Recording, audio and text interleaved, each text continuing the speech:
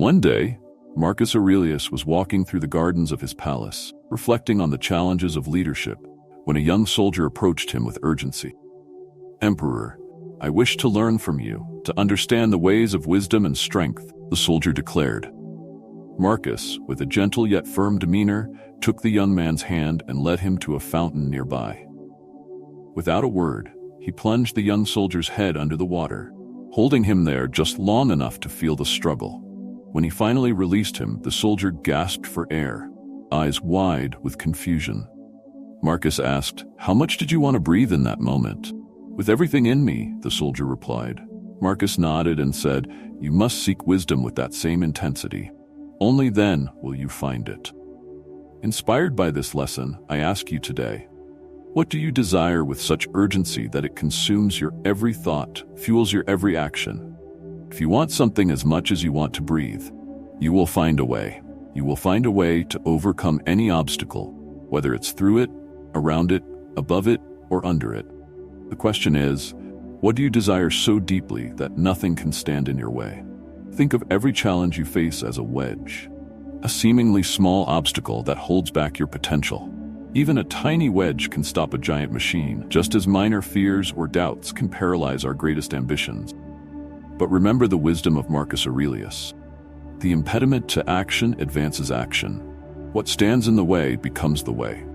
This is the mindset that led Rome to its golden age, the mentality that turns every crisis into an opportunity. So, as we embark on this journey together, consider what drives you, what wakes you up at night, what makes your heart race with purpose.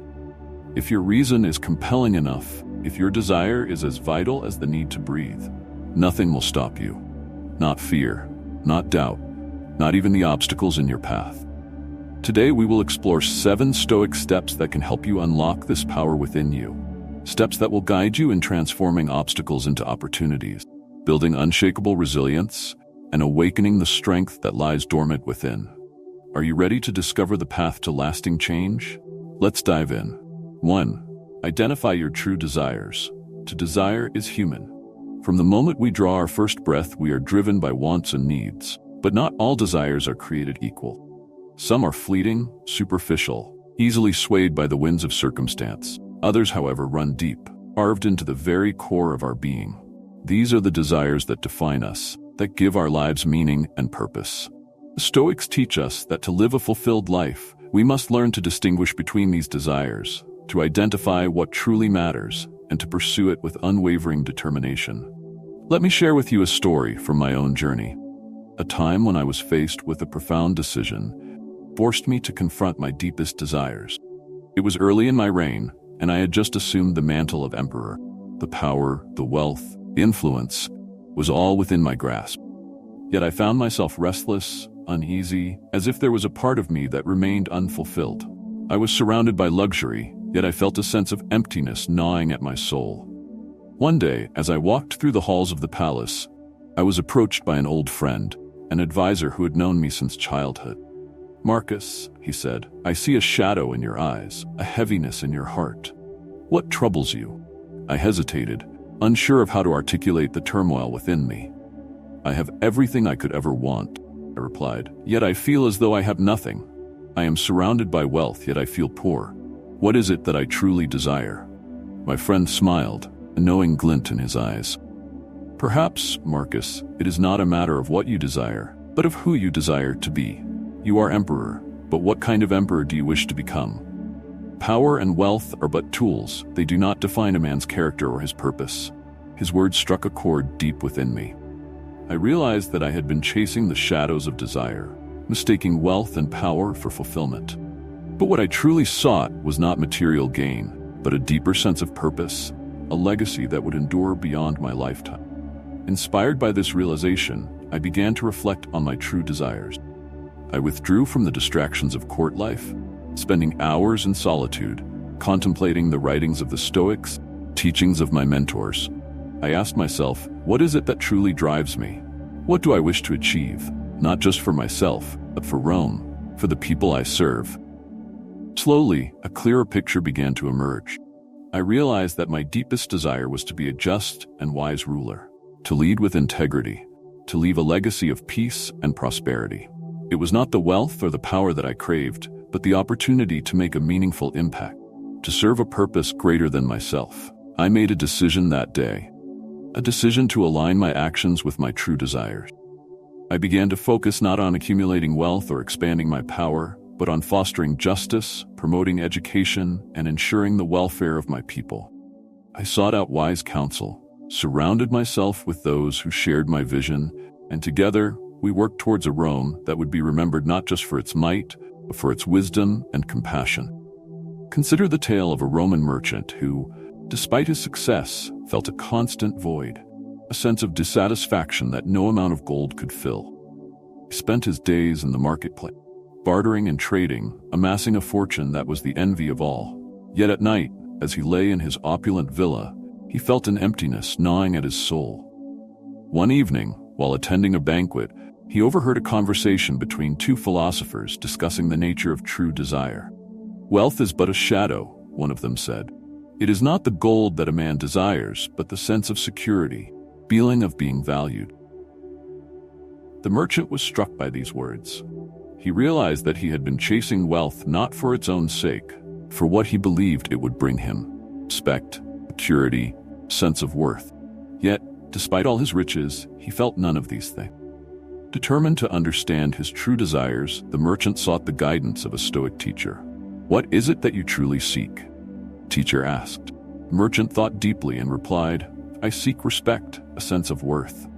The teacher nodded and said, "Then seek it not in gold, but in your actions, in the way you live your life. Respect is earned, not bought. Worth is found not in wealth, but in virtue." Inspired, the merchant began to change his ways. He focused less on accumulating riches and more on giving back to his community, on living with integrity, on treating others with kindness and respect. Over time, he found that the respect he sought was not something to be bought, but something to be earned through his action. He discovered a deeper sense of fulfillment, one that no amount of gold could ever provide. Or, think of a Roman artist, renowned for her beautiful sculptures, who felt a growing sense of discontent with her work. She was celebrated for her talent, yet she felt that something was missing, a deeper meaning that eluded her. One day, while walking through the streets of Rome, she encountered a group of children playing by a fountain. She watched as they laughed and splashed, their faces alight with joy. She realized then that she had been creating art for the approval of others, rather than for the joy of creation itself. She decided to change her approach, create not for fame or recognition, but for the love of the craft, for the expression of her own soul. She began to sculpt with a new passion, a new purpose, and her work took on a new life, a deeper meaning that resonated with all who saw it. She discovered that her true desire was not to be celebrated, but to create from the heart, to express the beauty she saw in the world. People often chase after desires that are not truly their own, mistaking external validation for inner fulfillment. They seek wealth, power, fame, believing that these will bring them happiness. But the Stoics teach us that true happiness comes from within, from aligning our actions with our true desires, from living in accordance with our values. There is a profound clarity in identifying your true desires. I once met a young scholar who was struggling with his studies, feeling torn between his passion for philosophy and his family's expectation that he pursue a more lucrative career in law. He felt lost, unsure of which path to follow. I told him, "Follow not the path that others have laid before you, but the path that calls to you from within. Your true desire is not to please others, but to live authentically, to pursue what gives your life meaning." He took my words to heart and decided to follow his passion for philosophy. Though the path was not easy, he found a deep sense of fulfillment, a joy in his studies that no amount of money could provide. So how do you identify your true desires in your own life? Start by looking within, by reflecting on what truly matters to you. Ask yourself, what is it that I truly seek? What is the purpose behind my action? Focus on what brings you joy, what aligns with your values, what gives your life meaning. Remember that your true desires are not defined by others, but by your own heart and soul. Remember, as I have often contemplated, the soul becomes dyed with the color of its thoughts. Think only on those things that are in line with your principles and true desires. By identifying your true desires, you align your life with your deepest values. You live with purpose, and you discover a sense of fulfillment that cannot be shaken by the external world. And most importantly, by choosing to pursue your true desires, you embark on a journey of self-discovery, growth, becoming the person you were always meant to be. This, my friends, is the path of the Stoic. To seek not what is easy, but what is meaningful. Pursue not what is popular, but what is true, and to live a life of purpose and fulfillment. Number 2, turn adversity into advantage. Life is filled with moments that test our resolve, setbacks, failures, unforeseen challenges that seem to block our path forward. It is in these moments of adversity that our true character is revealed. The Stoics teach us a powerful lesson. What stands in the way becomes the way. Turn adversity into advantage is to recognize that every obstacle presents an opportunity to grow, to learn, to become stronger than we were before. Let me share a story from a time when I faced one of the greatest challenges of my reign. Rome was under threat, not from a foreign enemy, from within. Powerful faction within the Senate was plotting to overthrow me, spreading rumors, sowing discord, and gathering allies. Situation was dire. Trust was eroding, and fear was spreading like wildfire. Many advised me to act swiftly, crush the rebellion with force, to eliminate the threat before it grew. But I knew that doing so would only deepen the divisions and lead to further unrest. I needed a different approach, one that would not only neutralize the threat but turn it into an advantage. One evening, as I sat alone in my study, reflecting on the teachings of Epictetus, I was struck by a passage. What matters is not what happens to you, but how you respond to it. I realized that the rebellion was not just a challenge, but an opportunity to demonstrate the strength of Rome, show that unity and wisdom could prevail over division and fear. I decided to confront the Senate, not with a display of power, but with a display of reason. The next morning, I called for a public assembly. I spoke directly to the Senate, addressing their concerns, acknowledging their fears, and presenting a vision for Rome's future that was built not on division, but on cooperation. I invited those who opposed me to speak openly, to share their grievances, and to find common ground. To my surprise, the response was positive. Many who had been swayed by the rhetoric of rebellion began to see the value in unity, in working together for the greater good. The rebellion was diffused not through force, but through dialogue, through turning adversity into an opportunity for growth. Consider the tale of a Roman general who, during a fierce battle, found his forces outnumbered and outmaneuvered. The situation seemed hopeless. The enemy was closing in and defeat appeared imminent. But instead of retreating, the general saw an opportunity. He ordered his troops to fall back, luring the enemy into a narrow pass. There, with the terrain on their side, they were able to hold their ground and turn the tide of the battle. What had seemed like an inevitable defeat became a stunning victory, not because of superior numbers, but because of the ability to see an advantage in a seemingly hopeless situation. Or think of a Roman merchant who, after a series of poor investments, found himself on the brink of ruin. He had lost almost everything: his wealth, his status, his reputation. Many advised him to give up, to accept his losses and retire in disgrace. But the merchant refused to be defeated. He saw his failures not as the end, but as a beginning, an opportunity to start anew. He analyzed his mistakes, learned from them, and began to rebuild his business with a new strategy, a new approach. Slowly but surely, he regained his footing, not because of luck, but because of his willingness to turn adversity into advantage. His story became one of resilience, of learning, growth, testament to the power of the human spirit to rise above any challenge. People often view adversity as something to be avoided, something to be feared. They see obstacles as barriers, not as opportunities. But the Stoics teach us that adversity is not the enemy, it is the catalyst for growth. It is through facing challenges, through overcoming obstacles, that we discover our true strength. There is a profound power in turning adversity into advantage. I once met a young philosopher who was struggling with the loss of his mentor. He felt lost, adrift, unable to find his own voice, without the guidance he had always relied upon. I told him, "Your mentor may be gone, but his teachings live on within you. Use this loss as a spur, a motivation to find your own path, your own voice. Turn this adversity into an opportunity to grow, become more than you were before. Took my words to heart and began to write, to think, to reflect deeply on his own philosophy. Over time, he found a new strength, new clarity, not in spite of his loss, but because of it. So how do you turn adversity into advantage in your own life? Start by changing your perspective. See every challenge not as a barrier, but as an opportunity. Ask yourself, what can I learn from this? How can I grow from this?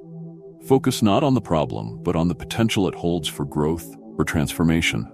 Remember, as I have often reflected, the impediment to action advances action. What stands in the way becomes the way. By turning adversity into advantage, you transform challenges into stepping stones, obstacles into opportunity, and you discover a strength within you that can never be shaken by external circumstance. And most importantly, by choosing to see adversity as an opportunity, you embrace the path of resilience, growth, continuous improvement. This, my friends, is the path of the Stoic. Turn every challenge into a chance to grow, every setback into a setup for success, and to live a life of strength and purpose. Number 3, master the art of deliberate action. In the rush of life, we often act without thought, driven by impulse, habit, or the expectations of others. Yet the Stoics remind us that every action, every decision carries weight. It shapes who we are and who we become. To master the art of deliberate action is to pause, to reflect, to choose our steps with intention, ensuring they align with our values and our purpose. But how do we cultivate this mindful approach in a world that demands constant movement and reaction? Allow me to share a moment from my own life when I learned the importance of deliberate action. It was a time of relative peace in Rome, a rare calm between the storms of political intrigue and external conflict. As emperor, I found myself with a rare opportunity to focus on governance and philosophy, two passions that were often at odds in the daily demands of ruling an empire. Yet even in this tranquility, I felt a sense of unease, a restlessness that seemed to grow with each passing day. One evening, as I walked through the quiet halls of the palace, I came across a young scribe, hard at work transcribing a manuscript by the great Stoic philosopher Seneca. Intrigued, I asked the young man what he was writing. "It is a letter, Your Majesty," he replied, "a letter about the importance of intentional living." I requested the scroll and began to read. The words struck me like a bolt of lightning. Nothing is more damaging to the soul than to live in the grip of actions dictated by others. I realized in that moment that much of my own life had been spent reacting to the demands of my position, rather than acting from a place of true intention. Inspired by Seneca's wisdom, I made a vow to change my approach. I began to rise early each morning before the city awoke and spend time in quiet reflection. I asked myself, what is it that I truly wish to achieve today? What actions will bring me closer to my goals, to the kind of leader I aspire to be? I wrote these intentions down, committing them to paper and to heart. Throughout the day, I made a conscious effort to act in alignment with these intentions. Choose my words and actions carefully, ensuring they reflected my values and my purpose. This practice transformed my reign. Decisions that had once been made in haste, driven by fear or external pressure, were now made with clarity and conviction. I found that by acting deliberately, I was not only a more effective ruler, but a more fulfilled human being. I began to see each day, each moment, as an opportunity to practice this art, to refine my ability to act with purpose and integrity. Consider the story of a Roman craftsman, a master of his trade, who was known not only for his skill, or his careful, deliberate approach to his work. Every piece he crafted was a masterpiece, not because of the quality of the materials he used, but because of the intention behind every cut, every stroke, every detail. When asked how he achieved such perfection, he replied, "I do not rush. I do not let the pressures of time or demand dictate my work. I act with intention, with purpose, knowing that each action is a reflection of who I am and what I stand for." His work became a symbol of excellence, not because of its beauty alone, but because of the deliberate care with which it was created. Or think of a Roman scholar who, despite his great intellect, struggled to find direction in his studies. He jumped from one topic to another, driven by the trends of the time, never finding satisfaction or fulfillment. One day, an older philosopher took him aside and said, "You are like a ship without a rudder, drifting aimlessly on the sea of knowledge. Choose your course with intention. Decide where you wish to go, and let every study, every thought, be a step toward that destination." The scholar took these words to heart. He began to focus his studies, to delve deeply into the subjects that truly interested him, that aligned with his values and purpose. He found a new sense of fulfillment, not in the quantity of knowledge he gained, but in the quality, the depth, intention behind his learning. People often think that action means movement. To be busy is to be productive. But the Stoics teach us that true action is not about quantity, quality. It is about acting with purpose, with intention, ensuring that every step we take is a step toward our true north. There is a profound clarity in mastering the art of deliberate action. I once met a young officer who was eager to prove himself in battle, to gain honor and recognition. He was brash, impulsive, always seeking the next fight. I told him, "Do not seek battles, seek wisdom. Learn to act with intention. Choose your battles wisely. Fight not for glory, for what is just and true." He took my advice to heart and began to approach his duties with a new perspective. He found that by acting deliberately, by choosing his actions with care, he not only became a more effective leader, but a more respected one. His men followed him not out of fear, but out of respect, out of trust in his judgment and intention. So how do you master the art of deliberate action in your own life? Start by pausing, by taking a moment to reflect before you act. Ask yourself, why am I doing this? What is the purpose behind my action? Does it align with my values, my goals, my true self? Choose your steps with intention, care, ensuring they lead you toward the person you wish to become. Remember, as I have often pondered, waste no more time arguing about what a good man should be. Be one. By mastering the art of deliberate action, you take control of your life, your destiny, your journey. You choose not just to live, but to live with purpose, with meaning, with intention. And most importantly, by choosing to act deliberately, you embrace the path of clarity, focus, of mindful living. This, my friends, is the path of the Stoic. To act not from impulse, but from intention, to live not by chance, but by choice, and to build a life that reflects your true values and desires. Number 4, practice the discipline of the present moment time. It's the one thing that we can never reclaim, never pause, never reverse. And yet so often, we find ourselves trapped in the past or lost in the future, dwelling on what has been or worrying about what will be. The Stoics teach us that the key to a fulfilled life lies in mastering the present moment, focusing not on yesterday's regrets or tomorrow's uncertainties, but on what we can do here and now. Practice the discipline of the present moment is to truly live, to experience life in its fullest form, unencumbered by the weight of what was or what might be. Let me take you back to a day when I too struggled to stay anchored in the present.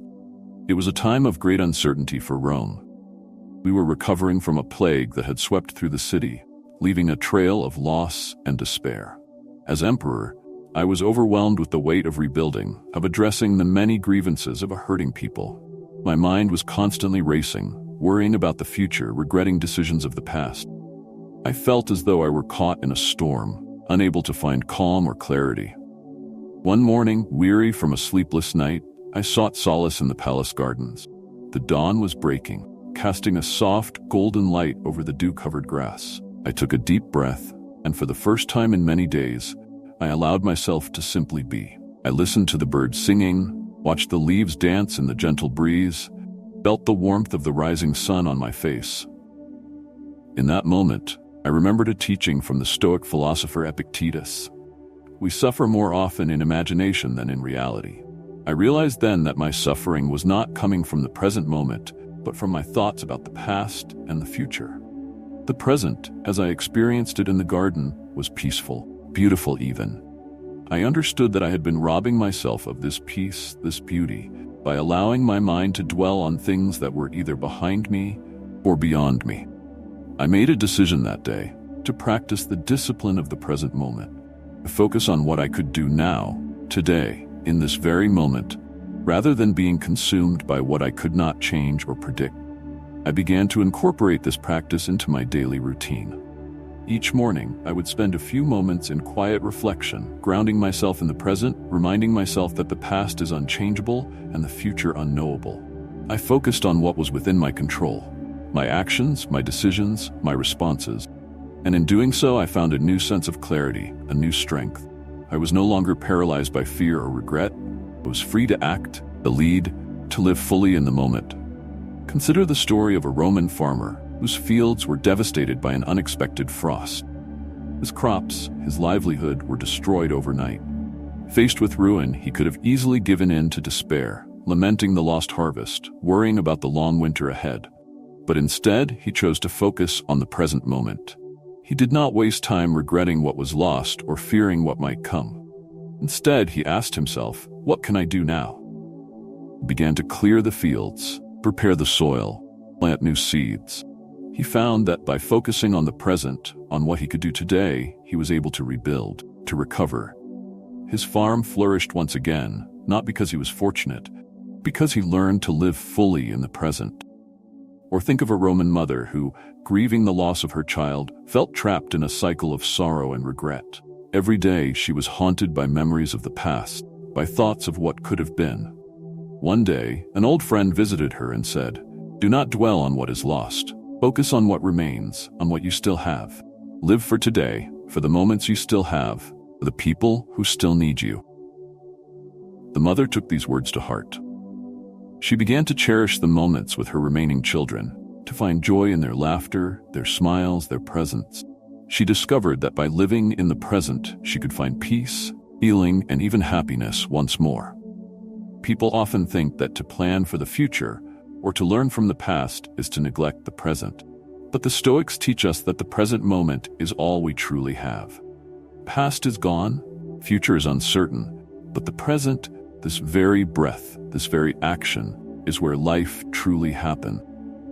There is a profound wisdom in practicing the discipline of the present moment. I once met a young athlete who was consumed with regret over a failed competition. He could not stop replaying his mistakes in his mind, worrying about how they might affect his future career. I told him, "Your mind is like a river, constantly flowing. If you focus on what has passed, you will be swept away by it. Focus on what is before you, on the next stroke, the next breath, and you will find your way forward."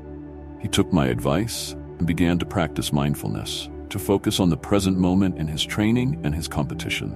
He found that by staying grounded in the now, performed better, felt more at peace, and enjoyed his sport once again.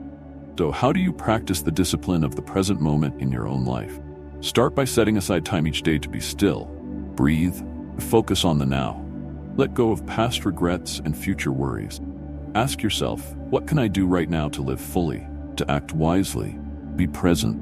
Remember that life is a series of moments, and each one is an opportunity to practice this discipline. Number 5, cultivate inner peace amidst chaos.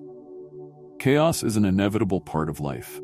No matter how much we plan or protect ourselves, we cannot escape the unpredictability of the world around us. Yet, amidst the chaos, there is a place of stillness, a center of calm that we can cultivate within ourselves. The Stoics teach us that true peace is not the absence of conflict, but the presence of tranquility within, a state of mind that remains unshaken by the storms of life. But how do we cultivate this inner peace in a world that seems determined to disturb it? Let me take you to a time when Rome was in turmoil, a time when the very foundations of the empire seemed to tremble. A great fire had broken out in the heart of the city, spreading rapidly through the crowded streets, consuming homes, markets, and temples in its path. People were terrified, panic and fear rippling through the city like waves in a stormy sea. As emperor, I was responsible for restoring order, quelling the fear, providing a sense of stability in the midst of chaos. But inside I felt the same fear, the same uncertainty. How could I lead my people through this crisis when I myself was struggling to find calm? One night, amidst the chaos, I retreated to a quiet corner of the palace, seeking solace and clarity. I remembered the teachings of my Stoic mentors, who often spoke of the inner citadel, fortress of the mind that remains unbreached by external events. I realized that while I could not control the fire, I could control my response to it. I began to practice a simple exercise. Closed my eyes, took a deep breath, and focused on the stillness within. I imagined myself as a rock in the middle of a raging river, unmovable, unyielding, surrounded by the chaos, yet untouched by it. Gradually, I felt a sense of calm wash over me, a clarity that cut through the noise of fear and panic. I understood that my role was not to fight the fire, but to guide my people with a steady hand, to be a beacon of calm in the storm. The next morning, I addressed the people of Rome. I spoke not of fear, but of resilience, of our shared strength, of our ability to rebuild, rise from the ashes. I could see the fear in their eyes begin to dissipate, replaced by a spark of hope, determination. The fire eventually subsided, but what remained was a renewed sense of unity, purpose, collective resolve to rebuild Rome stronger than before. Consider the story of a Roman centurion who, during a fierce battle, found his unit surrounded by the enemy. The situation was dire, the enemy was closing in, and his men were on the brink of panic. But instead of giving in to fear, the centurion remained calm, his voice steady as he commanded his men to hold their ground. He knew that panic would only lead to chaos, to defeat. By remaining calm, by projecting a sense of inner peace, he was able to steady his men, to inspire them to fight with renewed courage. The battle was won not through superior numbers or strength, but through the calm resolve of a leader who understood the power of inner peace amidst chaos. Or think of a Roman healer who, during a plague, was overwhelmed by the sheer number of the sick and dying. She could have easily been consumed by despair, by the hopelessness of the situation. But instead, she chose to focus on what she could control: actions, care, her compassion. She moved through the crowded wards with a calm grace, her presence a source of comfort to the suffering. She found that by maintaining her own inner peace, she could provide a sense of calm to those around her, even in the darkest of times. Her strength was not in curing the plague, but in her ability to remain a steady, compassionate presence amidst the chaos. People often believe that peace is something to be found, that it is something we must seek out or wait for. But the Stoics teach us that peace is something we cultivate within ourselves, regardless of what is happening around us. There is a profound strength in cultivating inner peace amidst chaos. I once met a young merchant who, after losing his fortune in a market crash, was on the verge of collapse. He was consumed by anxiety, by the fear of losing everything he had worked so hard for. I told him, "You cannot control the markets, the whims of fortune, but you can control your mind, your response, your inner state." He took my words to heart and began to practice mindfulness, to focus on his breath, on the present moment, find calm amidst the chaos of his thoughts. Over time, he found a new sense of peace, a new perspective. He rebuilt his business, not because he was lucky, but because he had learned to cultivate calm, to act from a place of peace rather than panic. So, how do you cultivate inner peace amidst chaos in your own life? Start by recognizing that you cannot control the external world, but you can control your internal world. Practice mindfulness, meditation, focus on your breath, your center. Remind yourself that no matter what is happening around you, you have the power to remain calm. Find peace within. Remember, as I have often pondered, you have power over your mind, not outside events. Realize this and you will find strength. By cultivating inner peace amidst chaos, you build a fortress within, a place of calm that remains unshaken by the storms of life. And most importantly, by choosing to cultivate inner peace, you embrace the path of resilience, of grace, of unwavering strength. This, my friends, is the path of the Stoic. To find peace, not in the absence of chaos, but in its midst, to remain steady, calm, and strong, no matter what life may bring. Number 6. Build emotional resilience through Stoic practice. Emotions. How often do they sway us, cloud our judgment, and lead us down paths we later regret? We are all susceptible to the waves of anger, fear, grief, and anxiety. Yet the Stoics teach us a profound lesson. Emotions are not our enemies. They are signals, indicators of where we need to focus our inner work. To build emotional resilience is to learn to navigate these emotional waters with wisdom and courage, to turn our vulnerabilities into strength. But how do we develop this resilience, this ability to remain steady amidst the storm of our own feelings? Let me share with you a moment from my own life, when I faced a storm of emotions that tested my resolve. It was a period of great personal loss for me. I had recently lost a dear friend, a mentor who had been a guiding light in my life since my youth. His death struck me like a blow to the heart, a loss that seemed too great to bear. I found myself overcome with grief, the sense of emptiness that seemed to consume me from within. As emperor, I was expected to remain strong, stoic, unshaken by personal sorrow. Yet, in the quiet of my chambers, I felt anything but strong. One evening, as I sat alone, my heart heavy with grief, I reached for my journal, practice I had long used to reflect on my thoughts and emotions. I began to write, pouring my feelings onto the page, not holding back the sadness, the anger, confusion. As I wrote, I remembered a lesson from the Stoic philosopher Seneca. We suffer more in imagination than in reality. I realized that my grief was not just for the loss of my friend, but for the imagined future that would never come, the moments we would no longer share. I understood that my pain was real, but I also knew that to let it consume me would be to dishonor his memory. I made a decision that night.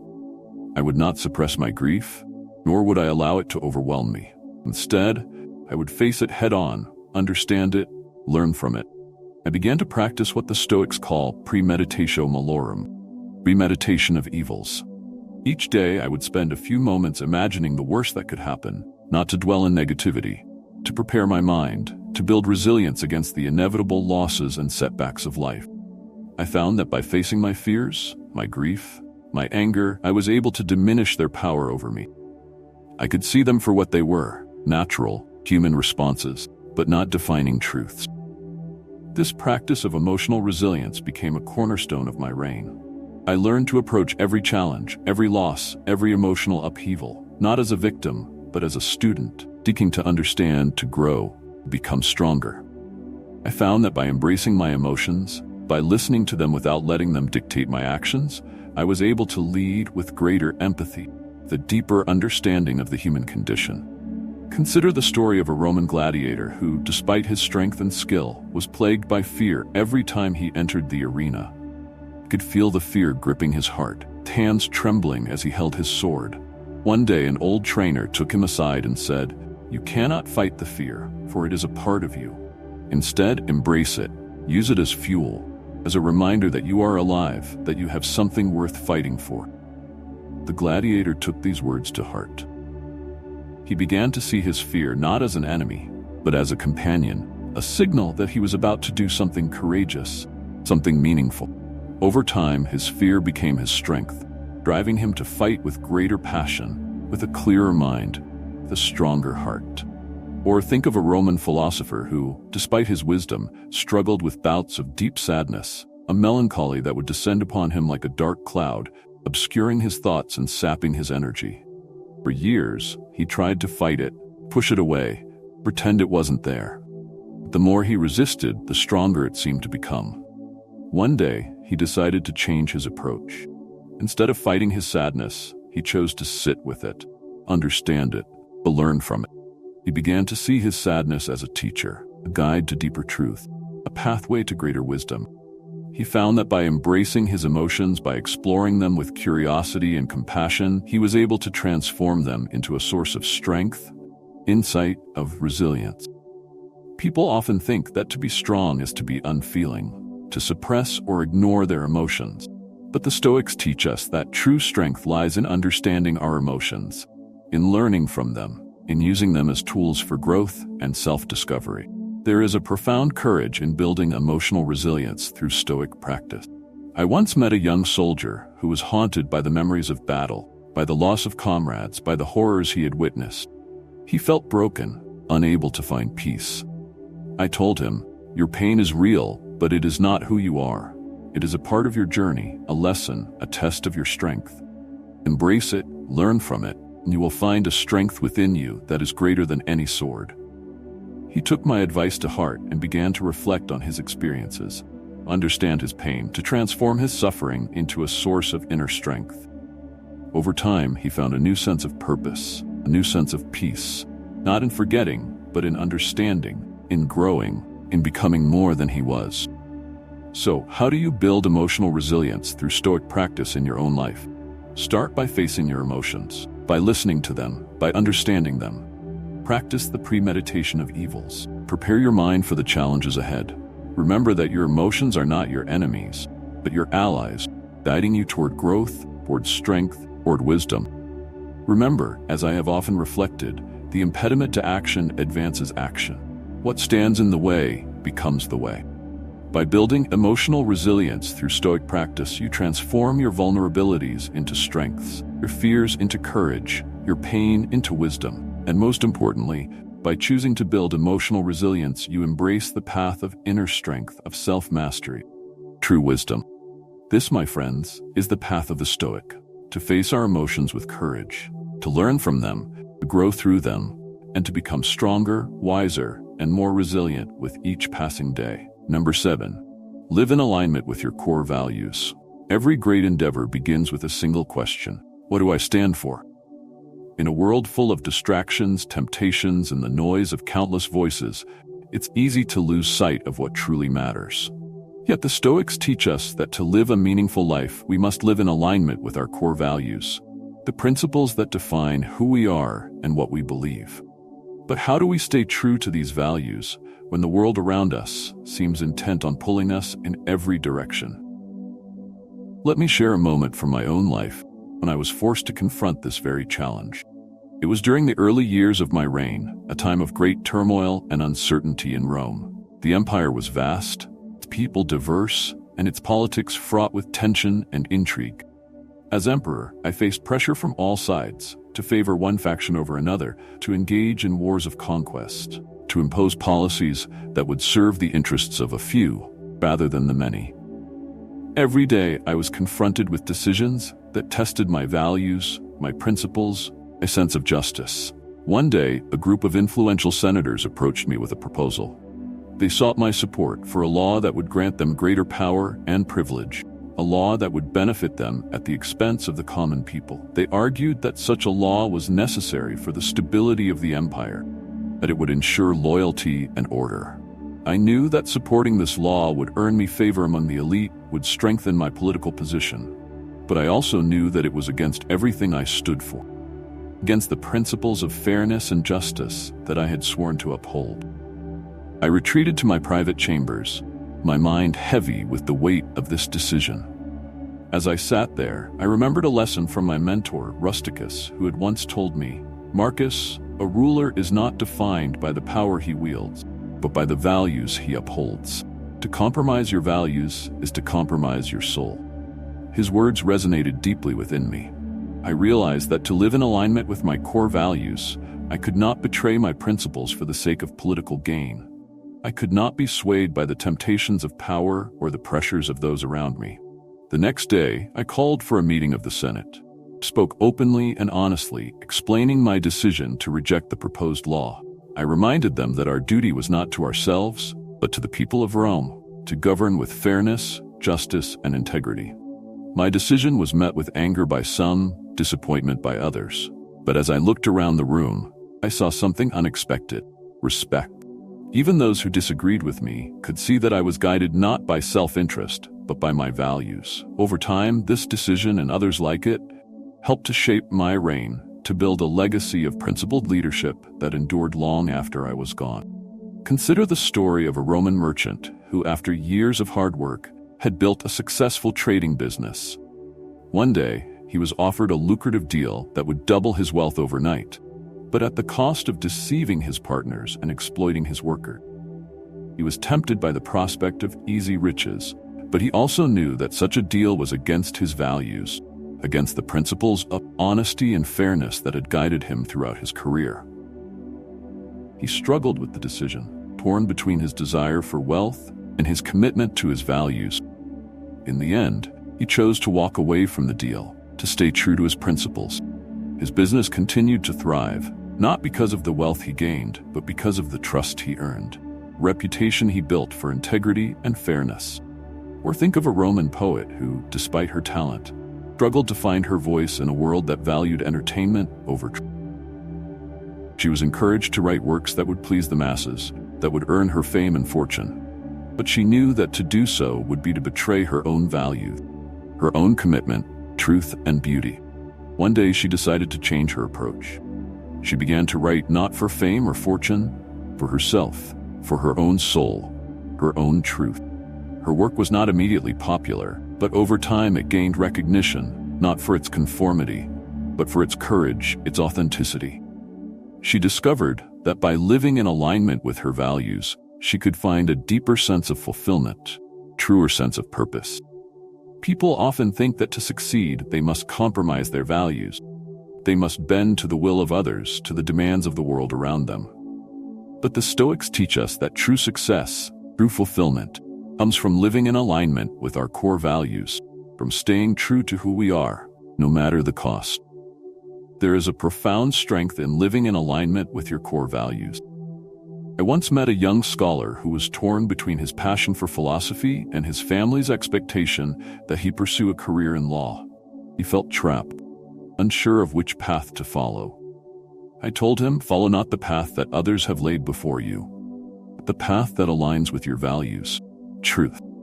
To live in alignment with your core values is to live authentically, to live fully, to live with purpose. I took my words to heart and decided to pursue his passion for philosophy. Though the path was not easy, he found a deep sense of fulfillment, a joy in his studies that no amount of money could provide.